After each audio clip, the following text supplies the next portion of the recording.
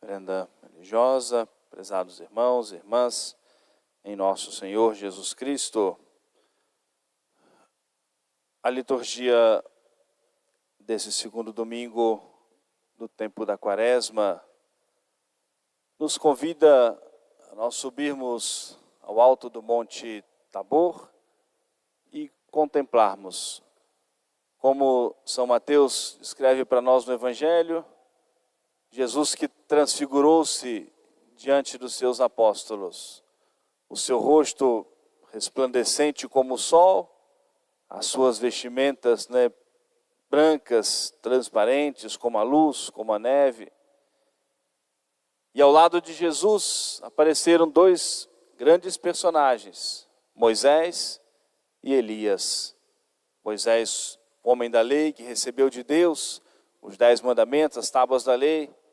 Elias, o grande profeta, homem da oração, que conquistava o céu. O profeta Elias.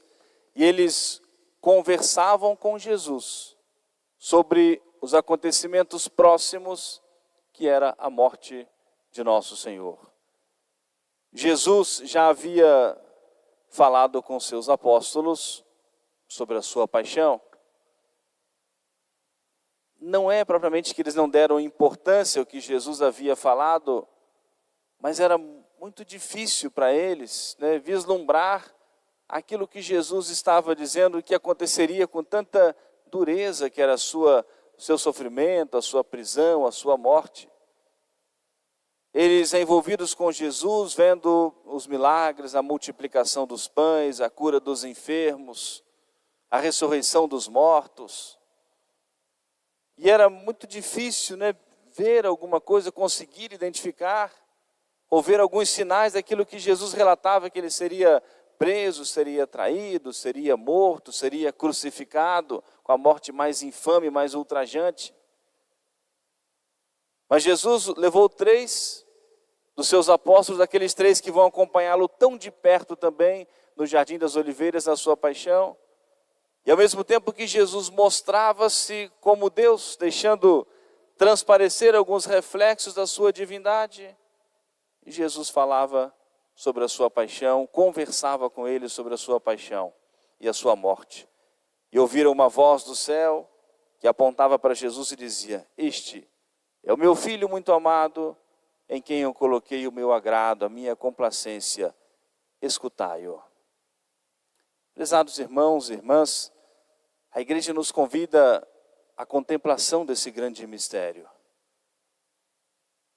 Se nós somos católicos, graças a Deus, se faz parte da nossa vida, do programa da nossa vida, a nossa Santa Missa Dominical, a frequência dos sacramentos, com a graça de Deus, o quanto isso faz bem a nós, o quanto nós temos a alegria de estar aqui na casa do Senhor, o quanto interessa ou deve interessar a todos nós contemplarmos os mistérios de Deus, ouvirmos a sua voz, a sua palavra, os seus ensinamentos. Mas é tão importante para nós também, depois de, eu diria, terminarmos esse momento dessa contemplação, dessa intimidade com o Senhor na Santa Missa, e mais ainda se nós o recebermos na Sagrada Comunhão, nós retornarmos para as nossas casas, para as nossas atividades comuns, fortalecidos pela graça de Deus, mas cientes de que, mesmo tendo esse momento dessa contemplação, desse grande mistério, dessa intimidade com o Senhor, nós precisamos voltar para a nossa luta, para o nosso combate de cada dia, fortalecidos na fé, cheios de esperança, confiantes em nosso Senhor. E precisamos retornar. Depois que eles tiveram aquela visão, contemplaram Jesus transfigurado, desceram do monte com Jesus. Jesus ordenou que eles guardassem aquele segredo, aquela visão até que eles contemplassem a ressurreição de nosso Senhor, mas que descessem do monte e continuassem a sua luta, a sua caminhada, o seu combate. A vida do cristão, né, é sempre esse combate espiritual. E nós precisamos estar decididos a isso e cientes de que nós temos a graça de Deus, a garantia da graça de Deus, a garantia do impulso da graça, da ação do Espírito Santo em nossa vida. Mas é preciso nós estarmos cientes também da nossa responsabilidade, o quanto nós precisamos decidir pela prática do bem. A primeira leitura de hoje é a carta do apóstolo São Paulo aos Tessalonicenses. São Paulo nos exorta e assim nos lembra: meus irmãos, nós somos chamados e o que agrada a Deus é a nossa santidade, é a busca da santidade. A vontade de Deus para nós é que nós sejamos santos. Por isso ele nos recomenda: longe de nós a impureza, a imoralidade, isso não faz parte, não deve fazer parte da nossa vida. Porque Deus nos quer santos, quer nos conduzir à santidade, quer nos conduzir ao céu. E o fugir da tentação, o vencer a tentação, é preciso uma decisão nossa. A prática do bem é preciso uma decisão nossa. O uso da nossa liberdade é preciso uma decisão nossa.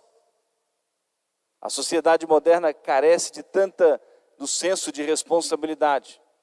Muitos querem fazer escolhas, mas não querem ser responsáveis pelas consequências dessas escolhas. Apenas escolherem aquilo que é mais confortável, que é mais agradável, que é mais prazeroso, mas não assumirem as consequências dessas escolhas. Eu gostaria de trazer para a nossa reflexão 2 pontos, né? Um do Catecismo da Igreja e também um documento do Concílio Vaticano II, Gaudium et Spes, e que fala sobre a liberdade do homem. Diz assim esse primeiro documento: o homem pode orientar-se para o bem somente na liberdade que Deus lhe deu, como sinal altíssimo da sua imagem. Deus nos concedeu esse dom precioso da liberdade. Mas para nós usarmos a liberdade segundo Deus. E o documento cita um trecho do livro do Eclesiástico que diz assim: Deus quis deixar ao homem o poder de decidir. Deus nos concede a graça, ilumina a nossa inteligência, fortalece a nossa vontade, mas nós precisamos livremente fazermos a escolha e decidirmos pelo bem, decidirmos pela virtude, decidirmos por essa busca da santidade. Continua dizendo: para que assim procure espontaneamente o seu Criador, a Ele adira, se una livremente e chegue à perfeição plena e feliz. Portanto, a dignidade do homem exige que possa agir de acordo com uma opção consciente e livre, movido e levado por uma convicção pessoal, e não por força de um impulso interno cego ou debaixo de mera coação externa. Mas, aí diz o Catecismo da Igreja, e algo que é tão importante para nós: a liberdade não se opõe à dependência nossa enquanto criatura para com Deus. A revelação ensina que o poder de determinar o bem e o mal não pertence ao homem, mas somente a Deus. O homem é certamente livre, uma vez que pode compreender e acolher os mandamentos de Deus. O quanto isso é importante para nós. Que a nossa liberdade não se opõe à nossa condição de estarmos submissos ao poder de Deus, submissos à lei de Deus.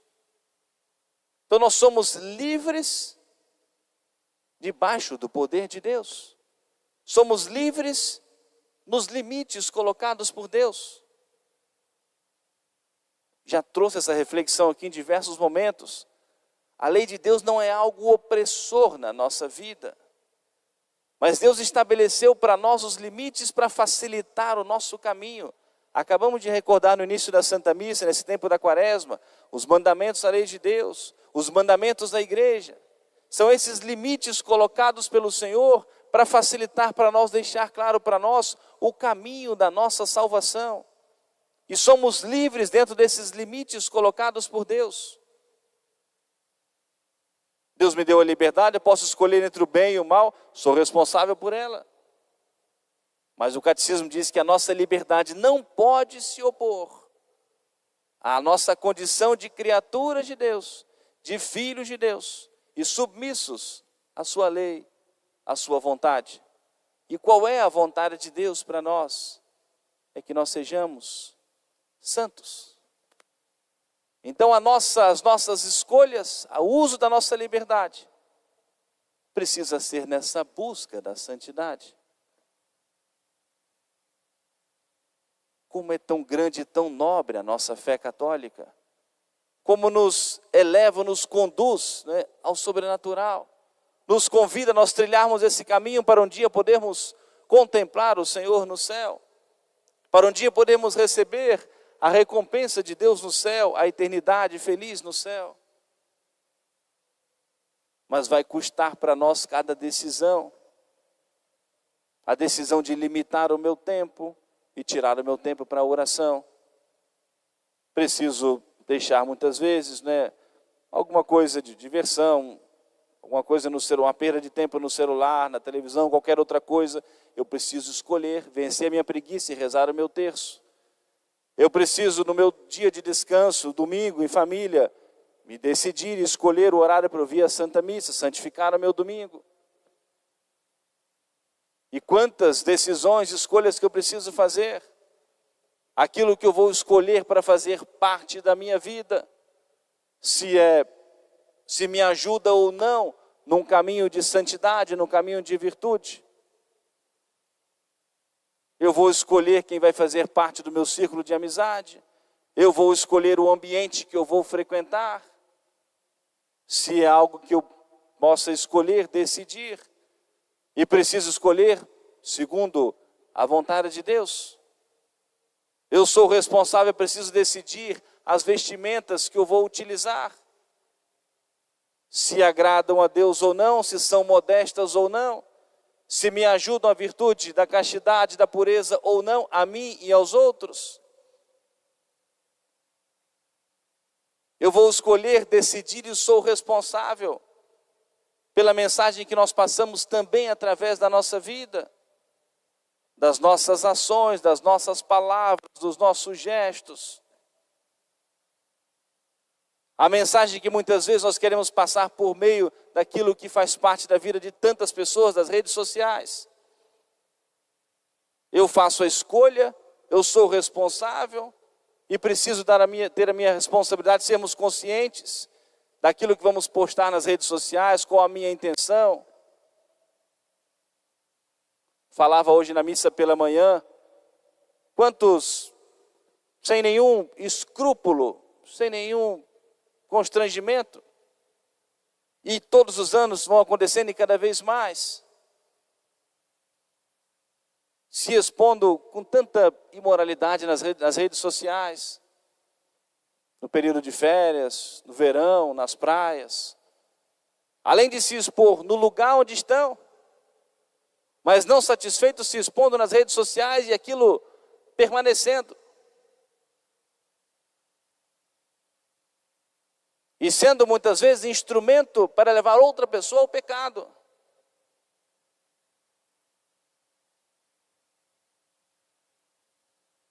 A nossa liberdade não pode se opor à vontade de Deus, à nossa condição de criatura e filho de Deus. E precisamos ser instrumentos da evangelização, e não instrumentos da condenação, instrumentos do demônio para levar o outro à condenação.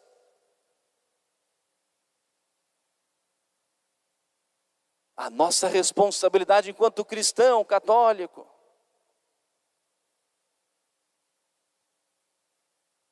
Mencionava hoje pela manhã, que às vezes a gente conversando entre os padres, que às vezes no mês de janeiro, mês de fevereiro, a discrepância do número de confissões é tão grande, muito significativa. A gente tem o número, a gente precisa contar o número de confissões.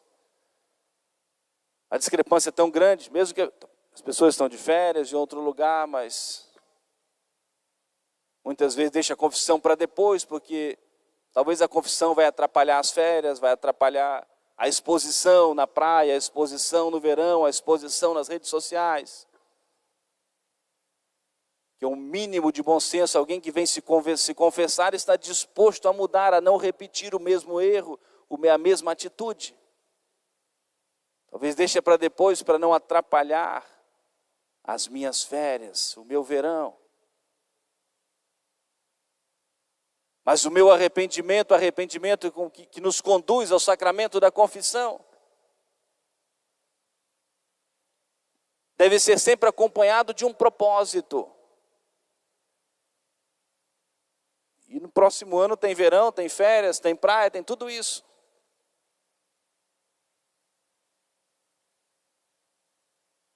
Não é só, e não pode ser somente uma confissão para eu poder comungar hoje. Mas uma confissão como um caminho de conversão, uma decisão sincera, verdadeira. Contando sempre com a graça de Deus.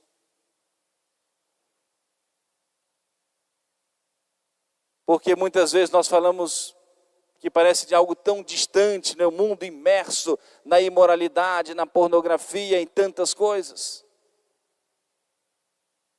Mas muitas vezes muitos cristãos católicos se encarregam de fazer parte, de viver, de dar continuidade, volume a tudo isso. Usando algo que pode ser tão bem usado, como quantas pessoas pela internet assistem a Santa Missa, quantos são catequizados, quantos nessa quaresma se levantam de madrugada e podem lá na sua casa rezar o terço, rezar o seu rosário, quantos acompanham, rezam com o Frei Gilson de madrugada, fazem aquele compromisso quaresmal, quanto bem pode ser feito, seja para a evangelização. E quantos que confessam a fé católica, que comungam o corpo e o sangue do Senhor, se utilizam para levar os outros ao pecado, à condenação, de modo especial à impureza. A contemplação do Senhor transfigurado nesse domingo é para elevar o nosso olhar, a nossa intenção, a nossa vida ao sobrenatural. Vai custar para nós o sacrifício de praticarmos, vivermos a virtude. A virtude da fé, a fé é uma virtude infundida por Deus na nossa alma. Mas a vivência da fé, o ato de fé, é uma decisão pessoal, é um ato humano.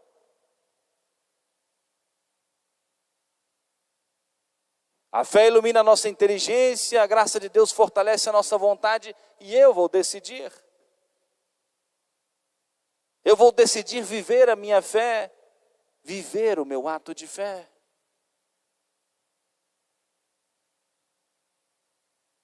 Estamos iniciando esse mês de março, hoje dia 1º de março. A mensagem principal é da quaresma, mas iniciamos o mês de São José. Peçamos a intercessão do grande São José, para que nós vivamos esse tempo quaresmal nessa busca da santidade. A Bíblia resume São José em brevíssimas palavras. Um homem justo, um homem temente a Deus. E na Bíblia essa palavra justiça é sinônimo de santidade.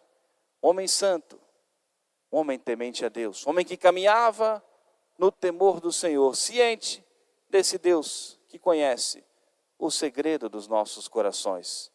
E São José é modelo para nós da pureza, dessa busca da santidade, dessa intimidade com o Senhor.